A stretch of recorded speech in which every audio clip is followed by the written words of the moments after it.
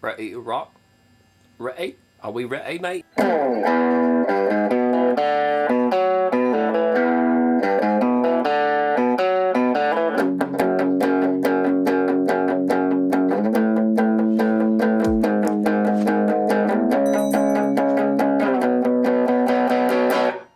Hello and welcome to Beatlemania. You're gonna be doing a lot of cuts today, Jeff, because I'm not feeling the hottest I've ever been. Let's do this.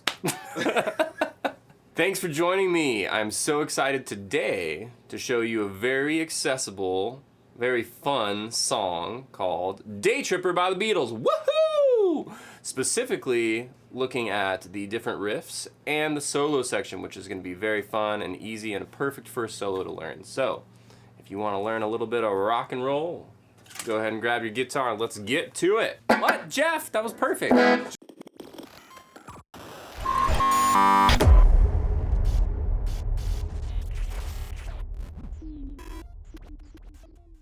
Alrighty then, so the first thing we're gonna do is make sure we're in tune.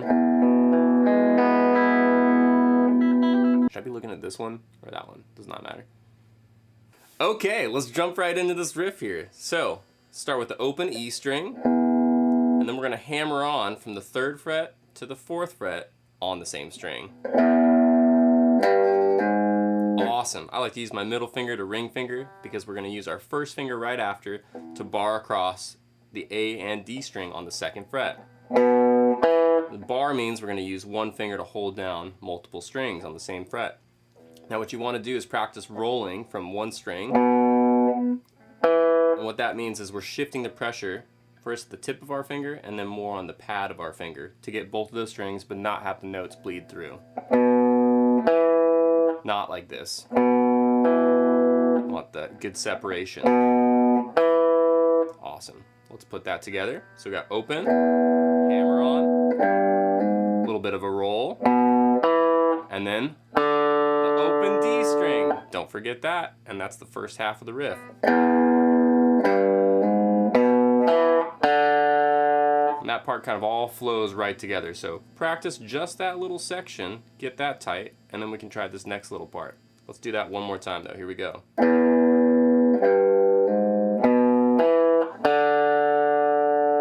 Awesome. Hopefully we got that down. Let's check out the second half of this riff. So now what we're going to do is a little power chord from the 2nd fret on the A string to the 4th fret on the D string. Alright, so when someone says power chord, that means we got 2 frets down on the next string. And that shape can pretty much be moved all around the guitar to create some cool, strong sounding rock chords. Right now though, we're going to do it on the 2nd fret of the A string, 4th fret of the D string. And then the last thing we need to do is hit the 2nd fret again on the A string, open on the D, and 2nd fret on the D.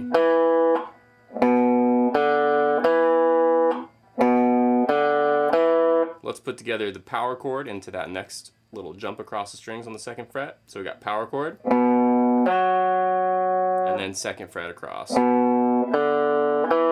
with that open on the D in between. Okay, let's try that one more time. Nice. Now let's put together the first half of the riff with the second half and see what that sounds like. Here we go. 2, 3, 4.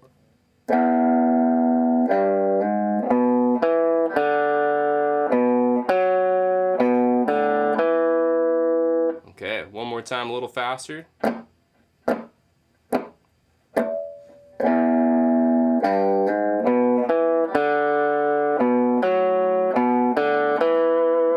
Awesome. Hopefully that's happening for you. If it's not, take your time. You will get it. The cool thing about this song is that they use that same riff and kind of move it across the strings to get new variations in sound. So what you'll hear in the song is they're going to play that main opening riff, which is kind of centered around like an E type of sound. And then they move it down to start on that next string down, the A string.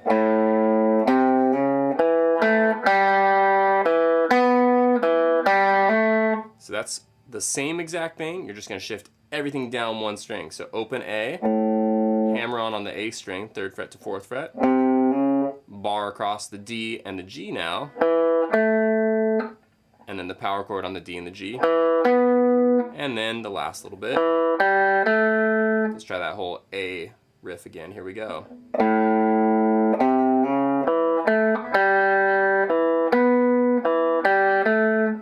Awesome.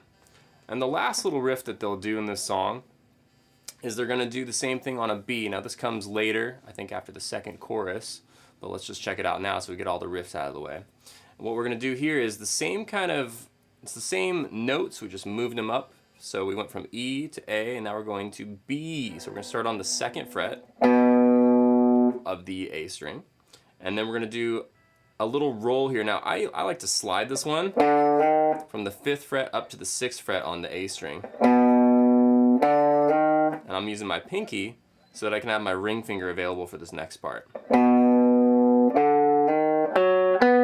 And then going to use that ring finger to do the bar now from the 4th fret on the D and the G string. So here we go. Okay. So the second half of the riff, after we do the bar across, we're going to want to hit the G string 2nd fret.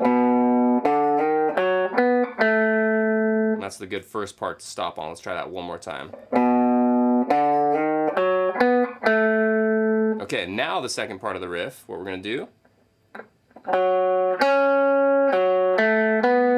is we're going to start on the 4th fret of the D string, 2nd fret on the B string, so you're going to jump a string,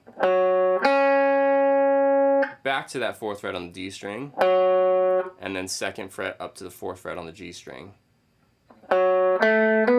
So that's D string, B string, back to the D, and then G string for the last 2 notes.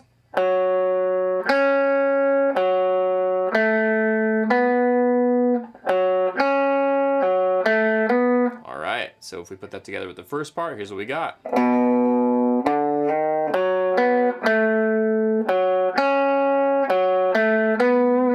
Okay, that riff definitely is a little bit more challenging because you're having to kind of move across the strings in a different way.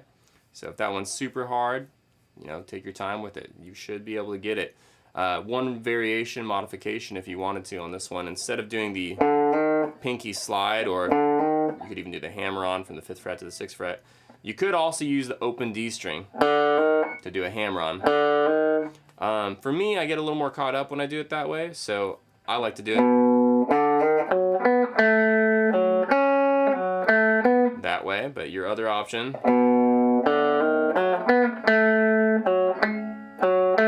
do that one more time.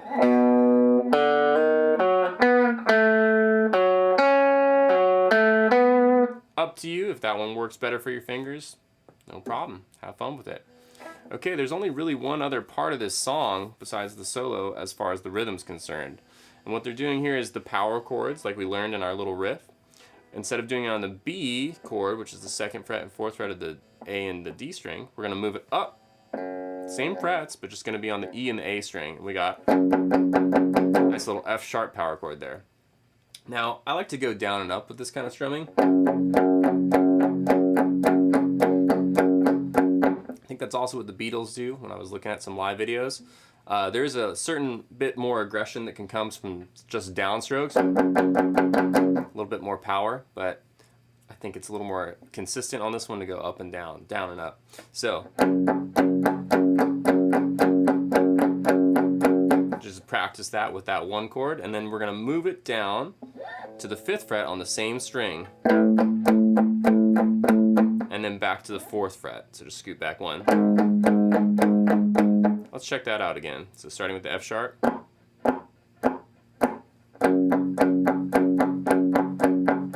to the A.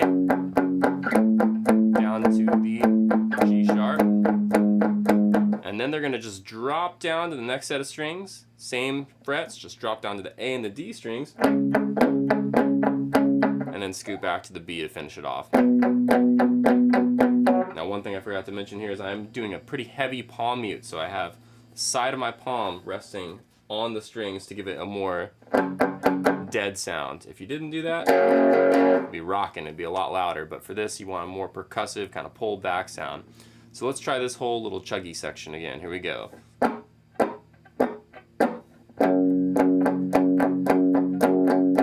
up to the A,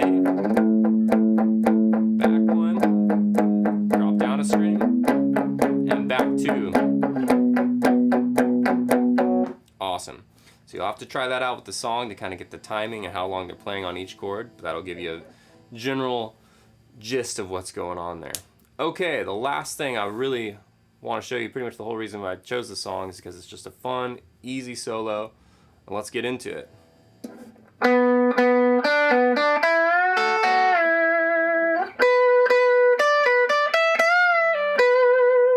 Okay, so this first little part, we're going to start on the B, which is the 4th fret of the G string. We're going to hit that twice. And then we're going to do a little slide back into this next note, which is the D, 3rd fret of the B string. And I'm using my middle finger for those first two notes, and then first finger to slide back approximately from like the 5th fret. It really doesn't matter too much, you just want to get a kind of quick slide into that note from above. And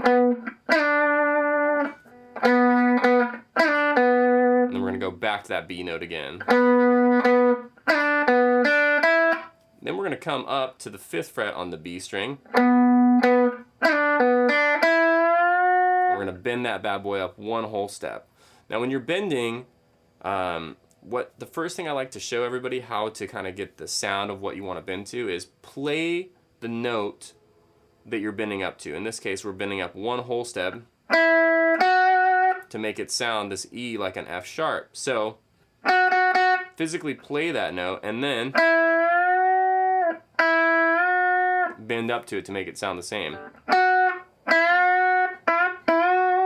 And practice just getting that intonation correct, okay? Now with this, you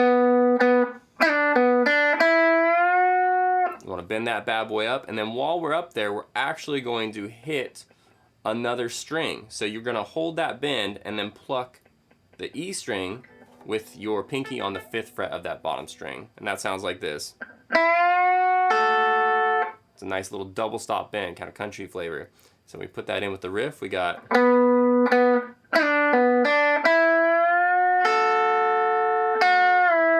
And you'll hit that bend one more time to bring it back down. Pre-bend, release it back to the resting note.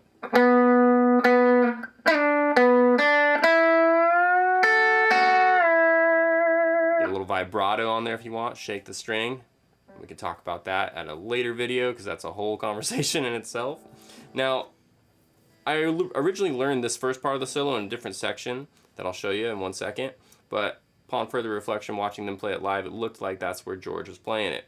If you want to try a different section though, you could play the same thing up here at the 7th and 9th fret. So starting on the 9th fret of the D string,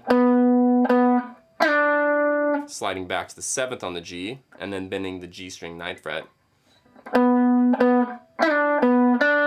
First going back to the D string, then the G. So. And then with this one, you would do a double stop on the B string 10th fret. Cool. So that's where I originally learned it. They sound almost exactly the same. You will find that playing different riffs in different sections of the guitar does yield a little bit of a different sound. It's preference though, so see what you like, what you feel a little more comfortable. I will say it's a little harder to get that bend up here because you're a little bit tighter. The strings are a little bit closer to where they're ending. So this might be a little bit easier for beginners. Either way, let's try it both ways. We'll try it back here one more time, and then we'll go up there.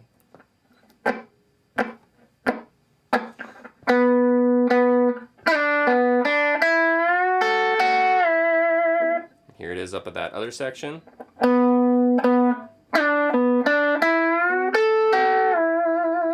Cool. I think I'm sounding better on this part, so that's where I'm probably going to play it now. Let's check out the second half of the solo though. And so this is going to be up here at the 12th fret of the B string. And we're going to follow almost exactly, I think, the same rhythm as what we did for that first part. So hit that 12th fret twice on the B string. And this is a good spot to practice your vibrato again. We're going to go to the 10th fret on the E string. Back to that B string 12th fret one more time. And then 10 on the E, back up to 12 on the E. And once we get up there, we're going to hit that note, and then we're going to hit it again to bend it up and back.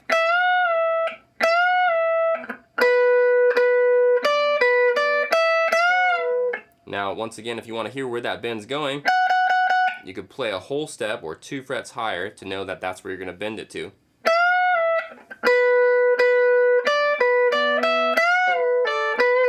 After we bend it, we're going to bring it back down to the 10th fret and then finish on the 12th fret B string.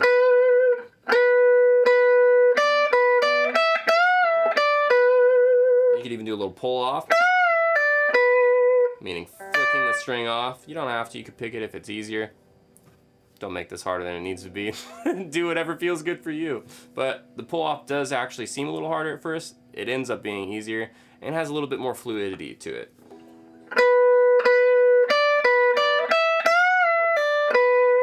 Alright, let's put part A together with part B. Here we go. 1, 2, 3, 4.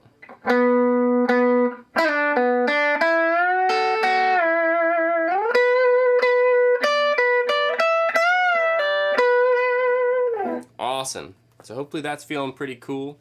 It's just a simple little solo playing almost exactly the same rhythm but in 2 different positions, which is a cool way to start learning your way across the neck. The last part of the solo kind of just is chords. George is pretty much just playing like a B triad chord, holding down the 7th fret on the last 2 strings, and then the 8th fret on the G string, 9th fret on the D string. So I kind of just like to strum that out. And then for me personally, I like to put the 7th note right here, which is on the 10th fret of the B string. Gives us a nice B7 sound. So I like to do the B and then add that 7th in there to give a little more tension. And that's the epic choral part at the end of the solo before it brings us back into the main riff. So let's try just put those chords at the end of the solo and see what it sounds like. Here we go.